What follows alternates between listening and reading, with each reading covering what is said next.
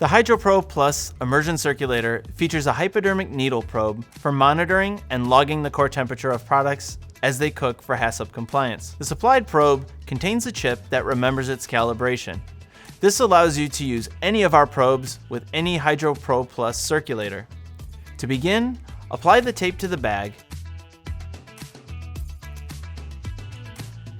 insert the needle through the tape, and plug in the probe. Then select Manual Mode. Enter a temperature set point for the circulator. The circulator will ask you if you want to cook with a timer or the probe. Select the probe. To enter a probe alarm, click the probe icon.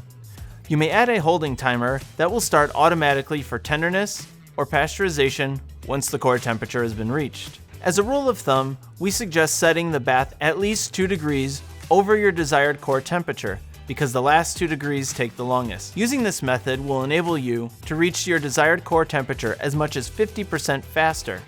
In sous vide toolbox mode, you can achieve a similar result by enabling fast cook for certain food types. If you're cooking a food that benefits from some textural contrast, like a buttery salmon fillet, try cooking with an extremely elevated bath temperature, such as 84 degrees Celsius, to a core temperature just below your target temperature.